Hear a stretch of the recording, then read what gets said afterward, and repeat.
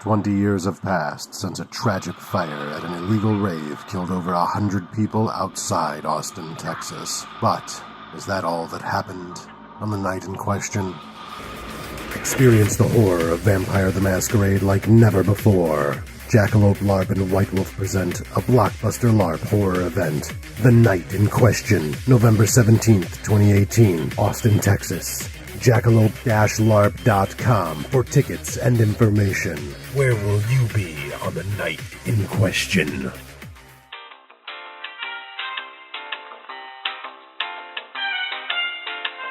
You are now listening to the NerdWords podcast, brought to you by UtilityMuffinLabs.com. If you know your party's extension, please dial it now. Press 1 for customer service. Press 2 for podcasts. Press 3 to check on an order. Press 4 to eat it. Welcome to another episode of the NerdWords podcast. I'm Nathan. And I'm Bob. And today we are joined by everyone. We have Rachel. What's up? We have Jeff. Hello. We have Nick. He's muted. Let me unmute him. He doesn't have access in this room. So fuck that. Sorry. We will have a Nick. And now I'm going to be very silent and wait. Baba Booey Nick. Poor Nick. He deserves so much better than what he gets. I would, we can agree to disagree. Now he can talk. We have Nick. Hi, everybody. Hi, Nick. Welcome, dude. You've been unshackled. Yes, you've been unmuted. Don't get used to it. It's temporary. You were going to go to a water park yesterday, Bob. Yeah, it's not just go to a water park. It's like a year ago we planned to go into a water park in the summer, right? Right. Comes in from across the pond from good old England, gets here, let's do Great America. And they were like, cool, we picked the day. Out of all the hot, muggy days, that day is the one where it rains and it's cold. It's just both, and it's nothing you can do about it. And I was like, cool. We even went so far as to be like, where is a pool that adults can swim in that is nearby? We'll just go to that one. There's got to be an indoor. All sorts of aqua indoor stuff. And then I just looked at it and went, but there's an Olympic pool with diving well. Olympic pool. No kid wants to swim in that much water. You're wrong. Right? It's just, it's a pool. Of course they'll swim in it. But they're like, it's $8. It's like Great America's like $50. Right. Great America's huge, so expensive. And the whole time we're like, well, we all got season passes. So it was like, oh, okay.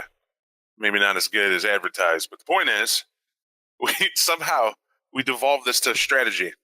We said, okay, we can't have an Olympic pool. If we want to get wet, we could just step outside and freeze. Or we could stay indoors, watch Pacific Rim 2, and eat sundaes out of waffle cone bowls and pretend that it was the waffle fucking thing we would have got at the park. That sounds like an equal exchange. I think staying indoors and eating sundaes out of waffle cones sounds like a perfect exchange of good times. Yeah, sounds like an equally awesome and splendid time. And then the night gets weirder, right? Right. Middle of enjoying this moment, and we're like, cool, we're just hanging out. There was an event. It was supposed to be a barbecue at a friend's house. Like, can't do that. I mean, people later on, but, take England. She can go over there. Everybody go have a good time. We're cool. Yeah, that's the plan. Well, his power went out, right? So he's all this meat half-cooked. Whatever the deal is, a disaster, Phil. He's like, I need a really big favor. Can I come over, clean the grill, and just fish it there? And you know me. Right. I was like, so you're to clean the grill that I was going to clean this week and I get cooked? Yeah, sure, come on. Call it a day. No, and the magic words were garlic steak and brisket. I just want to point that out. And that sounds awesome. I don't. So people are probably thinking, yeah, clean the grill, no big deal. Like you come over there, get a little hot, a little scrapey, clean grill. No. We may have described this grill and what happened to it over a winter season previously in a podcast, but for those of you who are unaware, and why that grill hasn't been used in like 2 seasons. So a couple years ago, I was a smoker. And there's a smoker on the grill, right? It's a 3-tier grill. It's part gas, part charcoal, part smoker. And I was just like, it was winter, and I was like, well, I don't have anywhere to throw these cigarette butts, so I literally threw them in the smoker. Nathan, you're a garbage person. I have a tendency. That is accurate. I have a tendency, it's just, it is what you do. Because I was like, well, whatever, I have to clean it out anyways. It's my mess. I'll clean it. No big deal. Well, the smoker had like a portal hatch, and that's where I was just kind of like tossing my cigarettes. That in and of itself, most people are like, dude, what the fuck is wrong with you? However, here's the problem. Leaving that hatch open was a very bad idea because it was inviting to squirrels, who then built a home in the fucking grill. They had apparently torn apart some pillows or something somewhere, and they built Literally a whole downstairs nest. neighbor. Right. They built a whole nest in that grill, and I was just like, hands off, I'm done. Shut the fucking thing, and I just didn't touch it since. So I don't know what Chris did last night. I don't know if he cleaned it, but if he did, it was a greater undertaking than you might think. I watched the process because my goal for cleaning was to just trash all that, get it out. So it's what you want to do to use it, and then I was going to saturate the grill in accelerant and light it, and just let it superheat. Just make sure everything, whatever is out of there. Clean the ashes and do it one more time, and then maybe scrape the stuff down and get it there. He Fire did that. cleanses all. He did that. He took care of it, but the look on his face was epic, right? Because he gets it over. He's like, "Fucking dude." It's not so much the squirrels. Who the fuck does that to a smoker? And I stared at him, and I was like, I know you're politely not trying to call Nate a name. I'll do it for you. He's an asshole. And he was going, really? Oh, yeah, that's an amazing thing to do. No, absolutely. And he goes, well, I don't think, I was like, no, dude, it's no big deal. He doesn't smoke anymore. It's night and day difference. Right. He knows what he's done. Right. It's like you were excommunicated. Right, like absolutely. Someone came and banished your demon. I mean, it was your grill, though. You were destroying your own property, right? Right. That's the thing. It was given to me, but I knew I had a vast undertaking anyways. And so that's kind of why, I was just like, fuck it. I'm the only one who's going to have to clean it. And when you have to clean your own mess, you're faced with the shittiness of the mess you made. Well, I would give you that out, except that grill was usage for all. Oh, right. We were here. I mean, I'm just going to add that. And then I will add to the point, though, I watched you do it.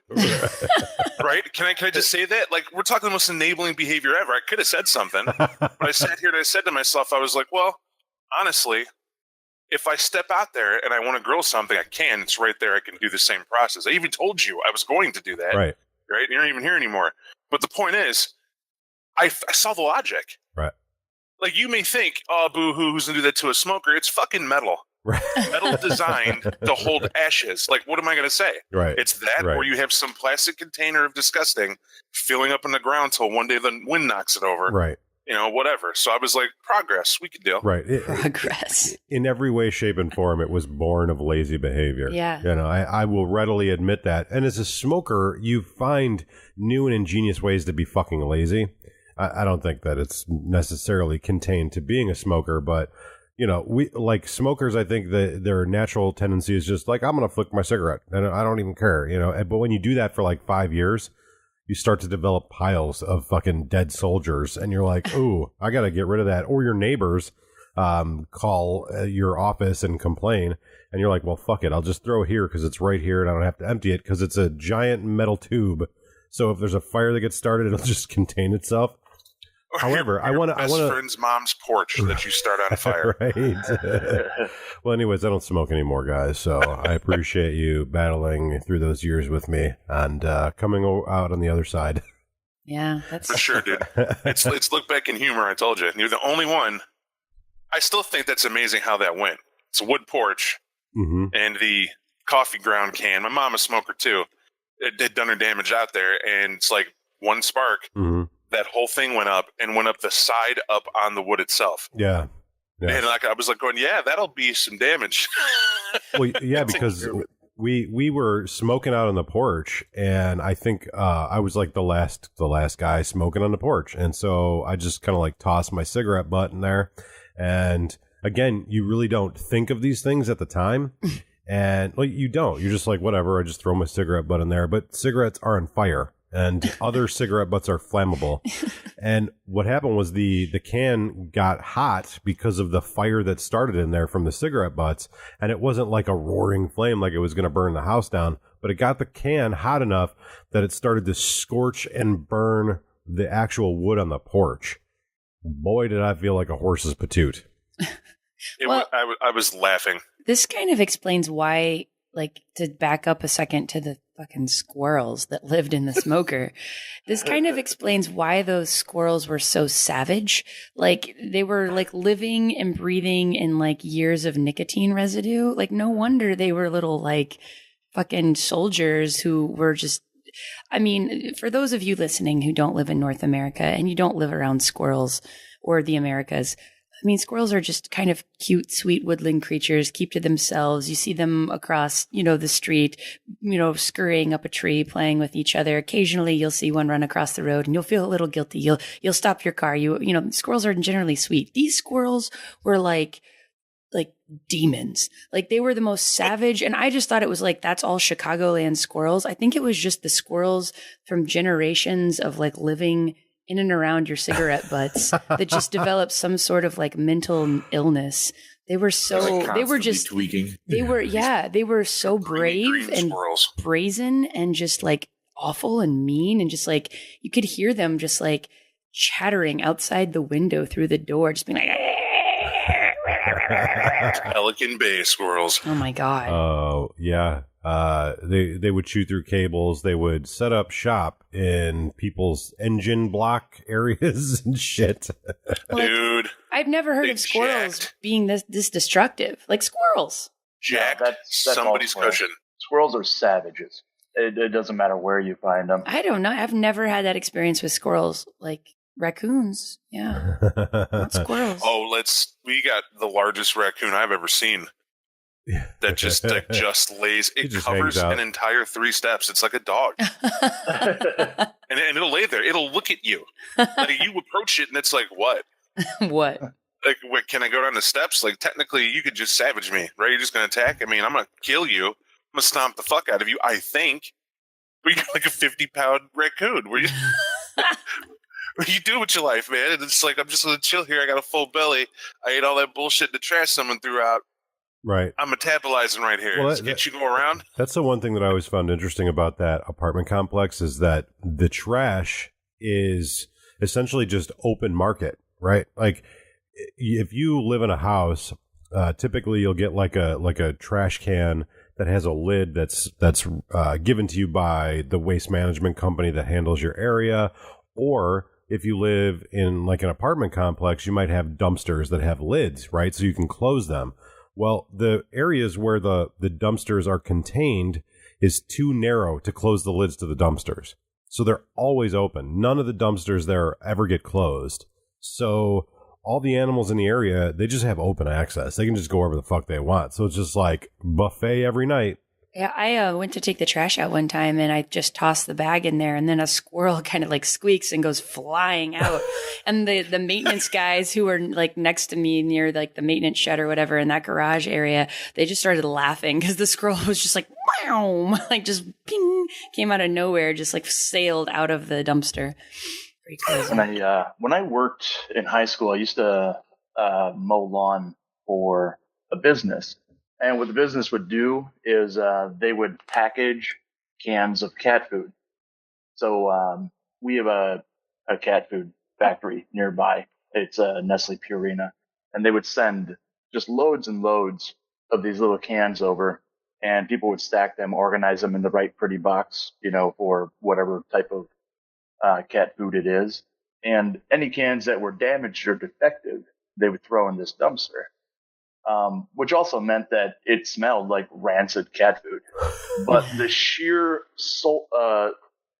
soul-crushed raccoons that would spend all their time in this dumpster peeling apart these tin cans and chewing on the remnants of what is the most disgusting smell in summer were adamantly brutal and territorial. Like we can't get into these cans, but you don't get to come over and try and help us. Oh, they got into the cans. Did they I'm really? pretty sure they were like half goat, the way that they could chew through tin. And pissed off squirrels, they're like a force to be reckoned with, man. They will hiss, they will growl, any way to keep you the fuck away from their shit.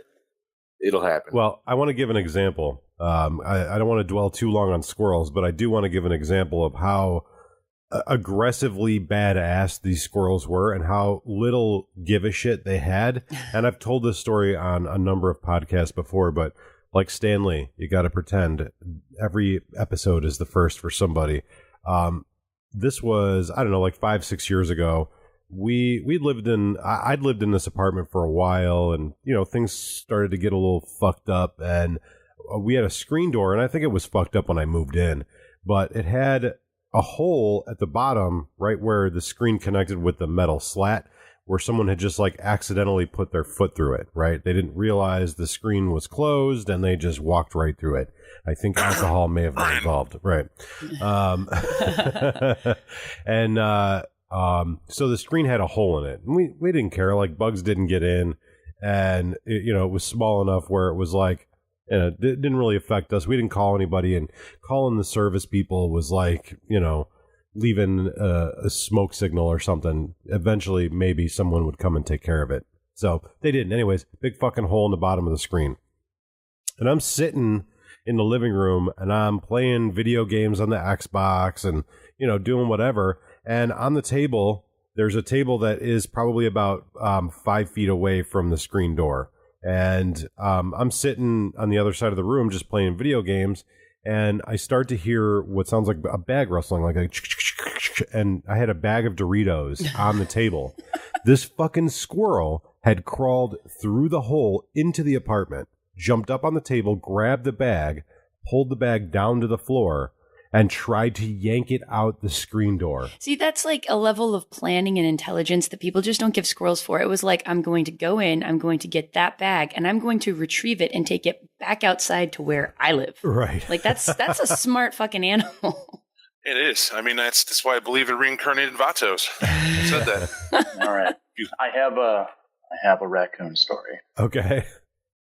So me and a group of friends, we would go camping on a regular basis, and we'd go out to a fancy campground. We'd rent the campground, bonfires, drinks, fun, right?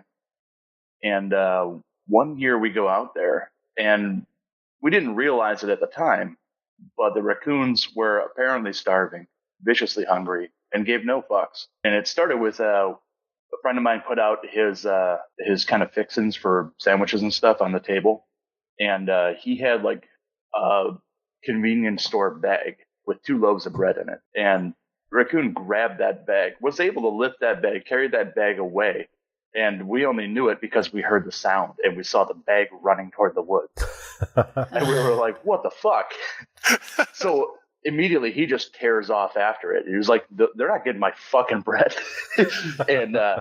and he chases it up a tree and then proceeds to climb the tree until eventually the squirrel gets terrified enough to drop the bag, at which point he takes his bread back, goes back, and then we all started putting heavy shit on top of our coolers because it was we constantly kept hearing the lids on the coolers right while we were out, and it's like we're paying attention to different stuff. So, it's starting to get dark out. Was this a squirrel or a raccoon? Over by your tent, you're like, what? Was this a squirrel or a raccoon that took the bread? This is a raccoon. Okay. Right. Okay. So I gotta put that out there. So that nobody gets mistaken. It's definitely a raccoon. But throughout the course of this weekend, we had a guy who was with us, a guest of another guy, and he was not able to behave in a manner that we found completely appropriate. So he got way too drunk, and he ended up passing out in his tent. And my buddy was saying to me, he's like, "Oh, I got the salami in here. It's gone bad." And I was like, wait a minute. I got an idea. So I made a Hansel and Gretel trail of this stinky salami all the way into his tent. His tent was wide open. I mean, it's not my fault. I mean, that's his fault, right? So there was just this trail of stinky salami going all the way into his tent. And we watched the raccoon come by and piece by piece take each chunk of this salami until eventually he crossed the threshold of the tent, at which point I came over and zipped up the tent. Jesus. Was he in there? Oh, he was in there. Dick move. Well, all squirrels aside, we went and saw Big Trouble in Little China in the theater on Friday. How was that? It was awesome. I want to get Rachel's reaction because Rachel never saw it before. Yeah. So what did you think of it, Rachel? I thought it was a lot of fun. I really enjoyed it. I feel like I've, pardon me, I had really missed out on not having seen it up to this point because I've missed out on probably a good 15 to 20 years of excellent quoting of this movie that I could have been going So on. good. Yeah, it was really fun. I mean, I loved how it didn't take itself seriously, obviously. The 80s effects, like the real effects of the monsters, practical effects were great. The special effects of the lightning was really fun. So we were sitting in the theater, right? And there's it's like a special midnight showing of Big Trouble in Little China at this arts theater in Indianapolis. And the crowd is like what you would assume, like very Nathan-esque, like nerdy men in their mid 30s to, mid 50s, right? There's very few females there. Maybe a girlfriend or two like myself. And I kind of lean over to him before the movie starts and I'm like, so Big Trouble in Little China, like, is there martial arts in this? And he kind of just like laughs and he's like, well, I don't know, is lightning a martial art? So, but actually, I thought from a choreography perspective, it was really, really good. For like a martial arts style movie. It was really fun. And it was one of those movies that I want to watch it again as soon as I can, just so I can start quoting it because there's so many just great one-liners and it was really fun. Yeah. So that's kind of my impression. Yeah, and she was like, "Oh, it's weird that we haven't seen any of those people in like other movies." And I'm like, "They've all been in like other movies, right?" Like, well, I recognize a couple of them, right? Like, I recognize that the bus driver, the tour bus driver, was the grandpa from Three Ninjas. Right, and I was like, "No, he's Egg Shen. He's not." Wang Chi is the one who I don't know what he's been in since.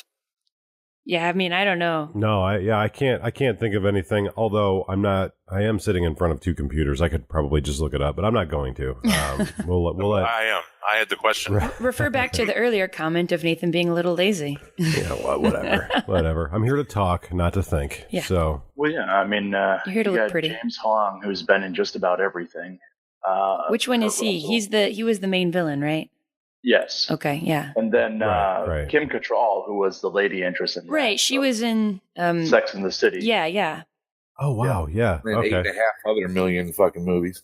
Yeah, I mean, I just don't have as like large a palette of 80s movies as you guys do. So, I mean, I didn't Oh, really... me neither. Come on, Mannequin? You guys have never seen Mannequin? I've seen Mannequin, but was she was the mannequin? She was the main character. Yeah, she was the mannequin. I mean, I've not seen Mannequin since probably 1980 whatever when it came out, like when my mom rented it on VHS and watched it.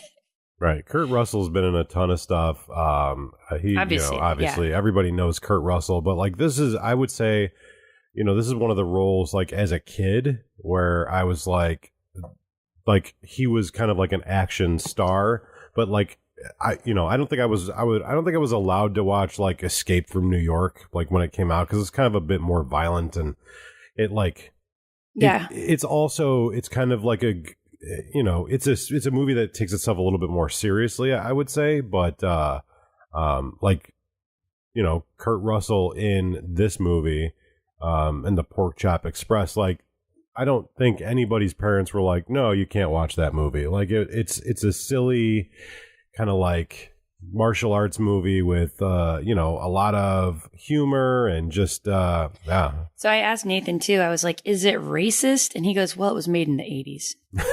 So there's your answer. So of course it was. Yeah. Right. I mean, it was, it wasn't like a 2000s plus look at Asian culture. Like it's a kung fu movie, with Chinese sorcery and 1,000 hells. It's a fun movie, and it's one of those movies like I always enjoyed growing up. It came out in '86, so I think I was like the right age for it when it came out. So yeah, it was a lot of fun. It's a cool theater too. What is the theater called? It's the Keystone Arts Theater. Yeah, they actually do like every weekend they have like a showing of some cult movie. They have Jaws playing one weekend. They have The Room playing one weekend. So Mean Girls, I guess, is a cult movie now. Has anybody in the room seen Mean Girls? Nope. Nope. Oh man, you guys, I have to admit, I made Nathan watch because it. my sister used to watch it all the time. I have to admit, I was made to watch it. It was an obligatory film. And it's actually pretty funny. It's not. It's funnier than any of you think it's going to be. Yeah. Well, Tina Fey wrote it, so you know it's going to be funny.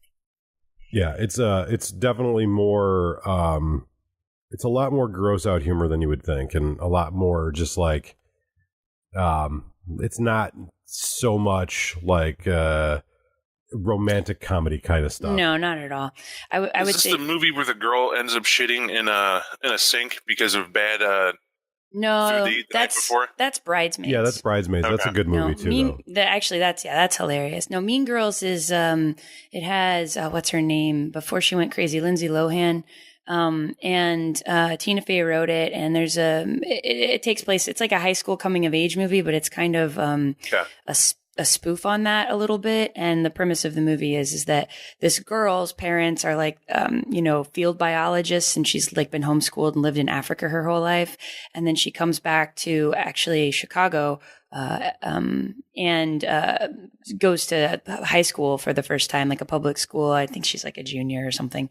And it's just kind of like her trying to figure out how she fits in. And she's like really pretty and ends up being sort of like adopted by the popular girls at the school, and just sort of what comes out of that. And it's really funny. I mean, it's great. Like it's an extremely quotable movie. I feel like if you're a woman between the ages of like 24 to 35, you've probably seen it many, many times. It's great. It's not a chick flick. It's for everybody, but it's like, I could see why like just your typical dude wouldn't go out of his way to watch it unless his girlfriend made him, but it's pretty funny. Like it's great. How did the grilling experience end up? Oh, it was amazing. Like we had a lot of fun. People were here just sort of jamming, enjoying some food, laughing quite a bit. You know, Yeah, that's cool. typical kind of hangout, I guess you could say. Just not. It was impromptu at the end. We went and handed out flyers yesterday. Oh yeah. How'd that go? Your silence tells us that you're very interested in knowing more. Yeah, so yesterday was Indy PopCon, and we opted not to get badges for it because we have a very expensive wedding to go to later on this month, and also it showed us very quickly how fucking gargantuan Gen Con is in comparison to other conventions. Because there was like a lot of people. But it was like, it looked like, I imagine what Gen Con looks like at Sunday around 5 o'clock p.m. Yeah, like there was, by comparison, there was nobody there. But it was a very well-attended convention, and there were a lot of people there. But just to give you perspective, there were the Indiana Convention Center, if you've been before at Gen Con, it's completely taken over, and the blocks surrounding it and the hotels surrounding it taken over by Gen Con. At the convention center, it looked like a ghost town a bit. But then also there was another convention happening at the convention center that was very, very different from PopCon. I believe it was like United Methodist, like parishioners. I don't know, like some kind of United Methodist, like maybe clergy convention. So you had on one side of the convention center, people walking around in like, religious garb. And then on the other side, you had like all the cosplay and like nerds. And like, it was very, very weird because like you could walk from like point A to point B and just get like a completely different experience. And you could see there were people walking around at some of the concession stands with different badges. And I even overheard like one couple walking around like with the religious badges on. And they were like, I think that there must be a comic book convention going on as they're walking past someone dressed like Spider-Man. It's like, yeah, no shit. But so we kind of walked around, and the cool thing about the convention center, and we probably have picked up on this from all the years of going to Gen Con, like in the convention center itself, you can walk the halls as much as you want. To get into like the rooms and the events, you need a badge. And we had no badge, so we didn't go into any events. We didn't go in. We just basically handed flyers out for the website, the podcast, etc. Something I learned about Rachel yesterday. She missed her calling. Her calling is like street team marketing. Like I'm watching Rachel just like walk up to people, and she's like, "Hey, are you into podcasts?" And they're like, "No." And she's like, "Well, you should be. Here, check this one out. This would be a great one to listen to." And she's handing out flyers for, and I, me, like, I'm just like, I don't want to engage with people like on the street. I just don't. Like, it's very disconcerting for me. It makes me kind of uncomfortable. Like, my tendency is just to be like, here's a flyer, read it. Like, all the information's there. Like, get the fuck away from me. But she's like, "Hey, how are you?" And like, I have this problem where if I'm in the right environment, you can walk up to me and I'm friendly, I'm jovial, I'm engaging, I can talk to you. But if it's just like off the cuff, you want me to talk to you, it's not going to happen well. Rachel doesn't have that problem. So I'm pathologically sociable. yeah, she's just walking up to people, like giving them flyers, and everybody's walking away like, oh, I'm so happy. I'm happy that person talked to me. And I'm like, I'm glad it wasn't me.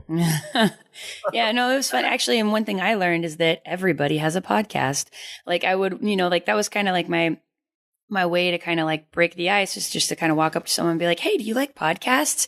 And like, probably, I don't know, I handed out like, I don't know, like 60 some flyers, and probably like 10 people were like, I have a podcast. I'm here to talk about my podcast at the podcasters panel. Are you going to it? And I'm like, no, but actually here's our blah, blah, blah, blah, podcast, blah, blah, blah. So there was actually like, it was a nice networking opportunity, right? Because, we handed out all these flyers and maybe one person will go to the website, right? Or check out the podcast. But there was a nice opportunity to chat to some people who also had podcasts that were attending the con, learn more about Indy PopCon. So it's definitely something on our radar that you guys should maybe think about looking into for next year. Yeah. If, it's not too far, since it's not too far away from where you all live. Could be a nice opportunity to meet other people in the quote industry, and tell them about your podcast. But yeah, podcasting, it's like, if you can breathe, you can have a podcast. So if you're even just the tiniest bit motivated. So on the one hand, it was like really, really cool to just meet other people with podcasts by doing some of this like, guerrilla marketing. But the other time it's like, okay, well, fucking everybody's doing this. You guys, how are you going to set yourselves apart? What are you going to do? Like, I don't know. It was just kind of interesting because it's like, I think podcasting is becoming so popular more popular from a consumer perspective, that more and more people are like, well, shit, I could do that. Right. And yeah, you can. Like anybody can start a podcast. Yeah. My goal is that when I come out, like obviously you're going to be here for Gen Con. So like my goal is like have Bob in the room again. But I'm hoping that I'm working on some t-shirt shit. So I'm going to see how that goes. And if that's something that, if I have enough money left over, I'm hoping to get equipment so that I can come out for my brother's wedding and like do a podcast with you without having to drag along a fucking big ass setup, because I'm not going to do that. Yeah, hopefully we'll have more face-to-face podcasts, as we come and visit and all that stuff. That should be fun. So word, man. It'll be an exciting time. Yeah, definitely. Yeah, we had fun yesterday. Like, even though we didn't get to go to the convention, we saw a lot of just great cosplay. There's a lot of really high quality cosplay. I think yesterday might have been their competition, like their contest. Yeah. So that was why we saw so much. And then what was the best costume you saw? Dude, so I'm just gonna give you my perspective on it. I'll let Rachel give you her opinion, obviously, but fucking Overwatch has done something to human beings. I don't know what it is. Like, I played it a little bit. It was fun, but like there were so many Overwatch cosplays there, and all of them were like uniquely good in their own way. Like when you see someone cosplaying like a variant costume, you're like, okay, this fucking game is like, I don't know what the hell's going on. Yeah. I say for me, there was one guy in a Wario costume. He was full on Wario, and he had like a cardboard purple car built around him that looked really, really good. And he had it like he was carrying it like with suspenders. And I just went up and chatted to him. I was like, hey, Wario, do you ever listen to podcasts while you're driving around? And the guy answered me and didn't break character. He's like, it's all my times I listen to podcasts. Like, and I was just like, you win, Wario. So it was great. And then the other person I saw who wasn't cosplaying, but like I was like hashtag hair goals. She had like the awesome, cutest pixie haircut with like the sides brown and the top a color. And I was like, I'm trying to look like you, girl. And she's like, I'm trying to look like you. And I was like, so we had a moment where we bonded. But yeah, it was just a lot of everybody, it's like, I feel like it's like this at Gen Con. You just got a lot of people getting together, celebrating the nerdy stuff that they like. And that's what PopCon's all about. It's not specific to gaming or comic books. It's just kind of like, you like a pop culture thing that's dorky, then this is the convention for you. So everybody was just having a really fun time. And then also there was some LGBTQ themed cosplay because Indy Pride was happening yesterday as well. So all of downtown, like a little bit north of the convention center, was the Indy Pride Fest. And then you had some people cosplaying, more rainbow themed cosplay. And then, so it was just all around like a very fun day in Indianapolis. It's convention central. Yeah. Yeah, well, I mean, it's a much smaller city than like we're used to, where Chicago's like probably got 100 different things going on, but we don't know about any of them because we're not like in the city. Like Indianapolis is just like kind of more, it's smaller, but it's more compressed, but there's also like a ton of things that are always going on because it's a city. But we got like a handout for like a free appetizer from a place called Dick's Last Resort. Do you remember Dick's Last Resort, Bob? I do. Really talk shit, right? I do remember Dick's Last Resort. Yeah, I like to go into a podcast with the positive expectation of like, how we're going to proceed forward. But I'd like to, if we can, perhaps recant a tale of our experience at Dick's Last Resort, because I don't think I can ever tell the tale good enough myself. So I'd love to have you here to like fill in the really important details. But anyways, for those of you, Nick, do you know what the Dick's Last Resort is? I have no idea. Okay. So Dick's Last Resort is like a restaurant that's kind of like beach themed, like, like Cheeseburger in Paradise kind of thing, except for whatever reason, the actual theme of the restaurant is the people there talk shit to you while you eat. It's just going to happen. Right. I think I saw something like that on an episode of Dave Attell's show, but I thought it was a hot dog stand in Chicago. Yeah, so there is a hot dog stand in Chicago where they do the same thing. I don't remember the name of that place, and people are probably going to be upset about it, but whatever, I don't care. That's not what this is about. But also, there was a restaurant called Ed DeBevick's where like that was kind of the theme too. I think they were like a 50s themed restaurant, but like all their waiters and waitresses, their wait staff would just like talk shit. And Dick's Last Resort was incredibly aggressive about their shit talkery, and so and cheeky too. Yeah, it was witty, I would add. So when did you guys go to Dick's Last Resort? Let's set the stage. So I think it was probably about. So it was during a Gen Con. Yeah, it was definitely during a Gen Con, maybe like 5 or 6 years ago. Yeah, I think it was like one of the last ones I went to. So I would say we'll say 5 years ago. So let's because I've heard this story about 3 or 4 times now. So let's just preface this by saying it's Gen Con. When you're at Gen Con and you're hungry, it's probably because you haven't eaten for hours and hours and hours because you've been walking around or you've been gaming. It's summer. It's hot. Parts of your body that you prefer not be sweaty and sticky are sweaty and sticky. Right. And to my understanding, when you guys went there, you were not aware of the theme of this restaurant. I didn't know about it at all. Okay. That's all I'm going to say. Now, please continue. Oh, looking at their website, they have dicks everywhere. Like actual dicks? Yeah. There's like Maryland, Massachusetts, Illinois. Oh, I thought you meant they had everywhere. Pictures of dicks everywhere. Not that there were dicks restaurants everywhere. My misunderstanding.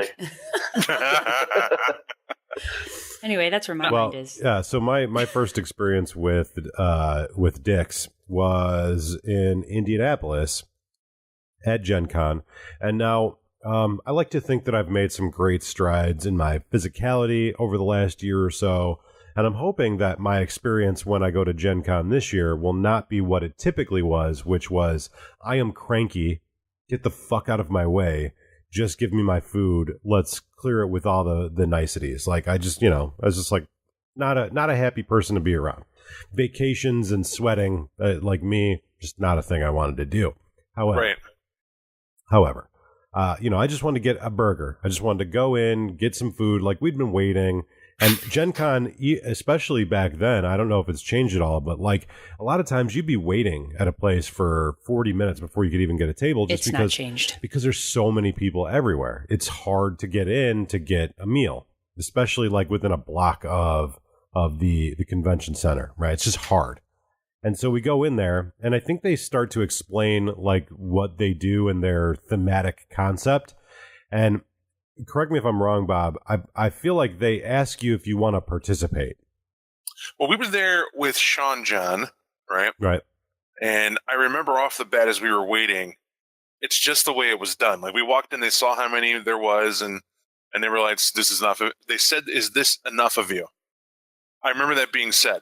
Like, you can have any more? Like, right. what are you doing? And we were like, "Wow, okay," and just kind of chilled for a minute. And Sean, I think, knew about it. Oh yeah. Right, because he was chuckling the whole time he was there, and that was the entrance, right? And then when we get set, it was the sidebar commentary going over to sit. Right. Right. I remember they kept referring to Melissa as being the 12-year-old. Right. Because of her height, and they made the assumption I was dad, she was the daughter, or that something illegal was going on. Right. Right. She just alluded to it. We'll keep your secret, but the police have a response time pretty stern. Once the joke's out, we were like, "What?" Right. Like we weren't prepared for it. We were just hungry. Aww. And that was the taste sitting down. But then I remember Nate. I won't just throw Nate on the table. It was me and Nate. Like I heard the comment and I was guffawed. Like, it's like, God damn. All right. And I just sat and I was like, I wasn't like mad, but like, wow, what a thing. And Melissa's smiling. That's the other part. So like maybe her and Sean talked, or they both knew. Well, because Sean was smiling, she walked over and goes, "You guys are a sport. Here's the thing though. I happen to know that this guy gets to wear the hat," and points at Sean. I was like, "What? What's with the hat?" They take a bag and they write a phrase on it, and you have to wear the hat, whatever it is. And like they didn't ask, really. Right. It was like, you're gonna wear this hat, and it's their approach to it. It was like, okay, I guess I'm gonna wear the hat. And at this point, we're looking around. There are other tables of people wearing hats, and ridiculous shit is written on the hat. Like that's kind of the theme and the point. And I'm having a hard time remembering with Sean's hat. I feel like it said dunce. Yeah, just like simple stuff, right? Like not like deeply insulting, right? Or like skinny, or like a flagpole, or some like ridiculous shit. It was an experience only for it being odd, if nothing else. And as hard as our table was ribbed, we were going along with it, right? Because once we kind of got the idea, it was like, oh, cool. Sean wears a hat. I got a hat. I think everybody damn near wore a hat. But who was never on board with this premise? I was never on board. I walked in with a fucking chip on my shoulder, and the waitress walks over and she's like, she said something like, I think she wanted to like put a bib on me or something. And I was like, look, I don't want to participate in whatever you have going on. I just want to get food, and I don't want to be shit talked to while I eat. And like communication broke down. but I was just, I don't like the idea. I don't like the concept as a whole. Like I can see why it's cheeky, it's cute. I think it's fucking stupid. Like I go to a restaurant, like to me, it's the same concept as like a rich person wanting to go to see a mistress to get humiliated. Like I don't want to go that's right. It's kind of odd and hard. Really extreme. Think about it like this, right? The rich person goes to the mistress to be humiliated because it's like everybody treats him like gold everywhere he goes. I'm not that rich. I don't need to go to the restaurant to have you talk shit. Just give me a burger and get the fuck out of my face. Like that's. Look, I just want some fries. Quit trying to put cigarettes out on me. Right. and I think to that end, right? That's like a place you wouldn't go back to because you know what they're about. Right. Right. And that's the thing. I'd go there every fucking day. How was the food? The food was great. Yeah. All right. Yeah, I don't remember the food was great. So we had just that Nate's not a sport, basically, is what we've learned from this story. Well, we know that from a lot of things, right? Right. Like, it's just it's the truth. It's just the way Nate is. Right. Like Nate has a special way of being treated with powder, right? Has to be gentle. Has to let him introduce it. If he found the place, I think it would have been different. Like if they're a death metal place that was all themed to bands he's into and tuned into, and that's on the wall, and the people waiting and we're like, what the fuck do you want? What a great segue, Bob. Speaking of which, we went to Kuma's Corner yesterday. It's exactly what you just described. Except the wait staff was really nice. Okay. And I was like, and for me, I want that hardcore staff. Right. You want the bad head special, bro? No? Then what do you want? Right. Other tables waiting. I'd have been like, it's fucking awesome. I'll take that. Whatever I pointed at. It's cool. You ain't got time, man? Yeah. No. the horns. You know, walk off. Time. I got a sack. I like Goat Head Deluxe. I love themes like that. I think I enjoy them because it's different than a monotonous, typical, joint that you would go into and just kind of get there. Well, the wait staff at Kuma's Corner was lovely and delightful. The menu was definitely pretty fun, heavy themed. Like there's the Slayer Burger. Each dish is named after either a band or a song. And there was the Slayer Burger, and essentially what it is like 2 pounds of meat on top of fries. There's no bun. It's just like fries, fucking meat thrown on it, and other stuff, and it looks like what it sounds like. Like it's intense. And then, but in the menu, you read the ingredients, and the last ingredient is anger. The last ingredient is anger. Yeah, it's awesome. Like 2 pounds beef, something, this beer, anger, all caps. So yeah, no, it's a cool place. There's a spot obviously out here, but it originates in Chicago, so it's actually like a Chicago place that kind of broke off. But yeah, it's a legit heavy metal burger joint. With good burgers. We met up with our friend Isaac there for lunch. It was pretty fun. So yeah, it was good. Yeah, we had a good old time yesterday, and can't wait for Gen Con because that's going to be tons more fun because we'll actually have like badges. We ran Changeling last night. Wait, what happened? Awesome. What happened? So I had designed the meetup ahead was for those not going to the cookout, like Jeff for Extreme Distance and Nick. We wanted to do Changeling, and I think Nick did it as a joke. Like we couldn't. I was like, great, if it's just going to be a small group of us and it's for 1 week because we're missing our normal session, I'll do it. Right. We'll just do a game randomly. Just tell me the game, I'll do it. And the usual, nobody had an idea, nobody had a preference. Folks will get back to me. Okay, I'm waiting. That's not true. I said Fatal. And Nick's running, right, but Nick's being Nick. Fucking He's Nick. just trolling. He's just throwing him out. He said Fatal, and he knew that answer was not going to fucking make it even off the text. Like, I didn't even identify with a response, really. It was like, and he's like, Changing. I was like, fine. I was only half joking, to be fair. And now I want to just throw this out there. Bob sends me the text, hey, what do you want to play for the next 2 or 3 weeks? I'm going to be running a game. So I'm like, okay, I'm watching a movie with the kids right now. So I'll get back to you in a little bit. So about an hour later, I'm like, I want something serious, something gritty. Why don't we do like an Assamite game or a Black Hand game? What does Bob respond with? Nope, Changeling. I was like, okay. So did you guys actually play, or did you just do character votes? Oh, okay. We totally played. We had 24 hours, less than that really, to read the whole Changeling book. And I then had to flip over and do pre-made sheets, which I cheated. I did a good old drive-through RPG through our link. And just went there and got the pre-made copies for Changeling 20. And I was like, cool, we'll use these as the pre-made. It saves time. And as I'm selecting them and making them, I start actually reading the content of the book. Done it before, but now I got to get a pay attention type thing, right? And I'm rifling through and I'm checking it out, and I'm like, okay, that's weird. This is fun. That's interesting. And I started getting exciting about it, Right. because a lot of the stuff is based on creativity. If you're not creative, you don't play Changeling. Right. Is what it comes down to. If you can't get behind that, then you're missing the whole ship. So I'm also smiling because Melissa had some rules. Rule number 1: random characters. No one gets to play. It's random, mixed sex, the whole nine. And that's that. And then the other rule was, can't be tailored to anybody specifically. Like true random, not typical like random pick. And then this character clearly screams Jeff, it has to be the way it is. And I was like, cool, we'll make it even more random. Normally we'd roll a D10 and do whatever. I made everybody do a sort of a quiz method to see who gets to pick and what in rounds. Right. They have to answer questions about fairy-based films. So, or something relating to fantasy, like Legend was the first one. Like who's the main villain in Legend, and like nobody knew but Jeff. It's so you detail. I mean, it was fun. It was fun to go through and see just how much people knew of these type of films. And when it got done, everybody had their character and they're reading it, and there's so much extensive stuff out to read, especially offline. And it's one of the reasons why I like OneNote and how we do it. Right. I didn't have to hand stacks of paper. I can have embedded links that people can look right there on their phone and learn more. It took about an hour and a half for people to read and get used to it, but then we got right into it. And it was just a blast. It was a blast from the making to running it to when we had to stop. So I don't know much about Changeling. Like real quick, what's the premise? Premise is in Changeling is that you're a half fake creature. So the elements of Changeling have, like, first off, in the typical World of Darkness setting, they're the ray of light.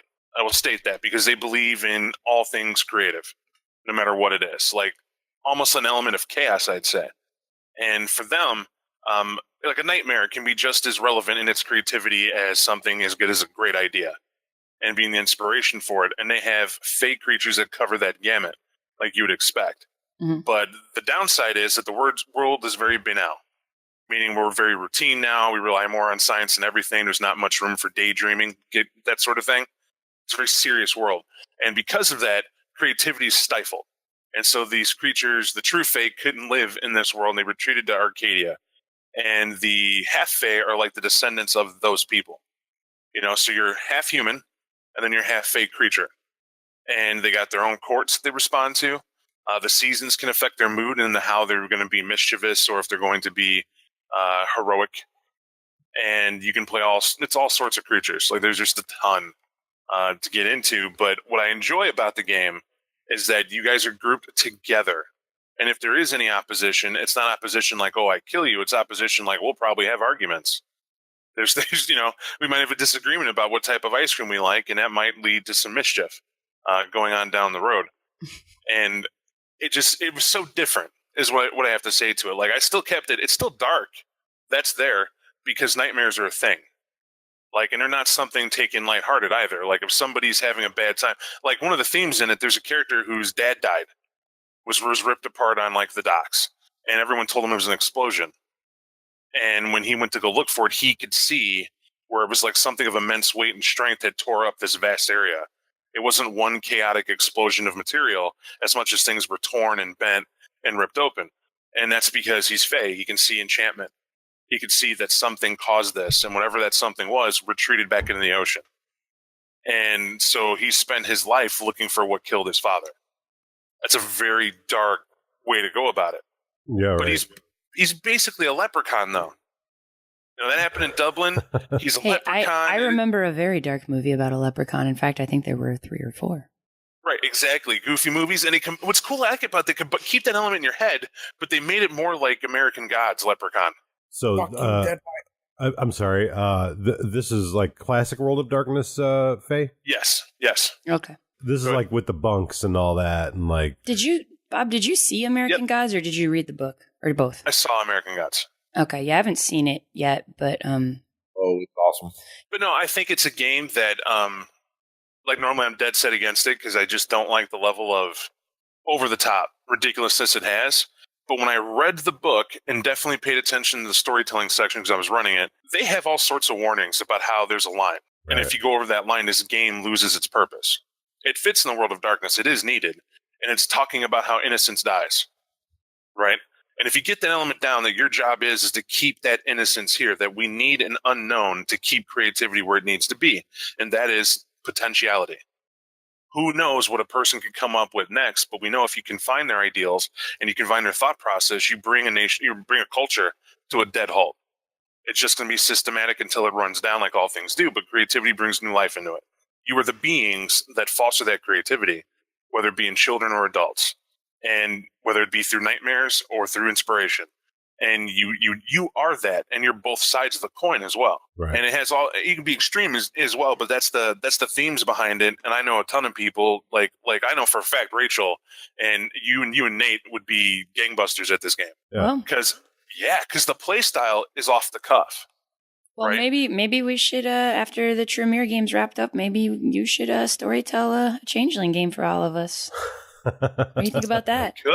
We could. Yeah. I don't know. So you're going to be playing this game a couple more weekends, and then you're going to jump back into the Tremere game when Joe's got more time. Is that what's the plan? We're slotted another month of play. All right. So I mean, you're welcome to join. I mean, I don't want to put you in an official hook of recording, but I did. So if you do great, but Well- you'll have a lot of fun. Well, Guaranteed. we'll And have I will to tell see. you, talking in rhyme is harder than it seems. Oh, it was so funny. That's the thing I forgot. It's the little things, like the birthrights every fade creature type has, and things that they have to do, they can't avoid doing. Like Jeff's playing a guy named Chuck Wood, and like you said, he had to rhyme. He had to be funny. He literally had to fight to be humorous in every scene.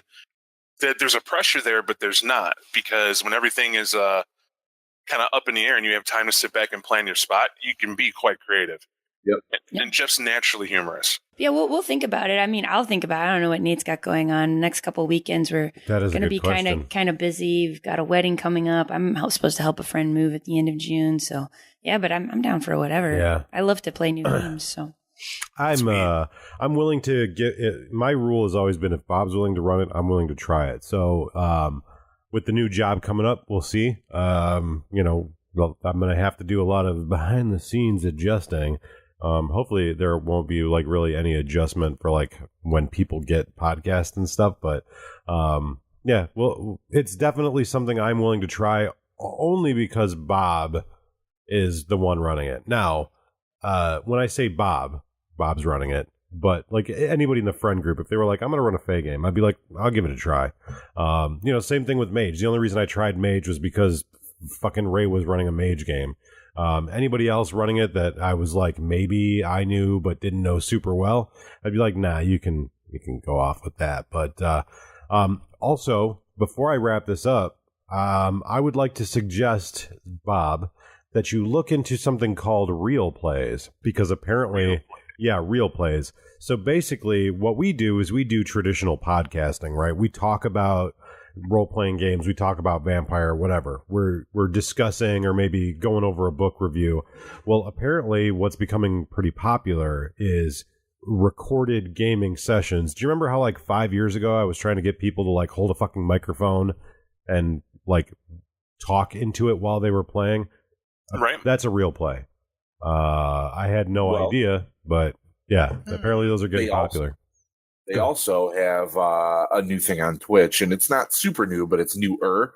It's basically people are playing D&D, they're holding vampire sessions, all sorts of shit, and they get thousands of views. Right. Those are real People plays. love watching games. Right. So something to think about. Why not? Yeah, I mean, if it can be arranged from the perspective of your friends jumping in and getting it going, I think it'd be a cool thing to do, and be something to host on our website or push out. It's something that I'm willing to try, but yeah, I just won't tell players. That's the key. Yeah, that's the thing is you got to have a group of people that are comfortable with being filmed and recorded and that aren't going to clam up and not role play to the hilt when they have a microphone in their face. Basically, what we need to do is we need to get people who are willing to do this like on a Discord or on a Twitch who are comfortable enough to do this. Do you know what I mean? Yep, I absolutely do. Because our like friend group who are willing to sit down and role play and roll dice, I think that they would be comfortable enough if they like didn't have to think about the camera in front of their face. So that might be a task we're not capable of changing. We might not be able to like make them comfortable, but we do know people who are. So. Anyways, it's concept. Think about it. We'll work. Oh, it's already greenlit. It's a thumbs up. Some of us already do it weekly. Right. I've never done it, but I do know how to Twitch stream. So there's that. I also have an established Twitch stream. Cool. Well, Jeff, you're kind of the guy to go to for us, anyways. Well, I will help facilitate in any way possible for sure. Cool. Well, I think that's about where we wrap it up. We got one other podcast to do, Bob and I, and that's for our Patreon subscribers. Thank you, Jeff. Yeah. Thank you, Nick. Thank you, Rachel. Everybody for joining us. Got anything that you guys want to talk about? Jeff, you have a Twitch stream. Do you have like a web address you want to give out? I do. It's just twitch.tv/thugsctc. Lately I just kind of been doing hockey, but I can stream all sorts of shit. I normally do all kinds of games, and maybe in the not too distant future, we'll be doing our role playing sessions as well. So we will. It's going to be his Dark Ages game. No. Nick, do you have anything you want to shout out? No. Yeah. Okay. No, I don't. I don't do things. That's totally fair. Rachel? Not really. Not that I can think of. I'm sorry. No, that's okay. I don't. I'm a creative person. I have nothing that anyone who listens to this podcast can consume other than this podcast, which I don't have a direct part in. So, yeah. Can I Oh, say wait, something wait, real wait. I will promote one thing. Go to ska.org if you're interested in learning traditional Shotokan karate that's taught here in America. ska.org. That's awesome. I was gonna just say I live vicariously through Rachel. I won't reveal anything, but I will say congratulations are in order. Oh, I think thanks. it's awesome. Oh, it's pretty cool. We'll leave the mystery there. Yeah, no, so thank you. All right, cool. Well, thank you guys for joining us, being participants in the podcast, and we will talk to you all again soon. For having us. Bye. All right. Yeah. All Bye-bye. right. Procure your necessary muffin repository by visiting us at utilitymuffinlabs.com, on Facebook at Utility Muffin Labs, on Twitter at 25 Years of VTM or Utility Muffins, all one word, on Instagram at Utility Muffin Labs, one word. Support the labs on Patreon at patreon.com/25 Years of Vampire the Masquerade, and finally, adorn your human form with our t-shirts at tpublic.com/users/Utility Muffin Labs. Utility Muffin Labs, think homogenous.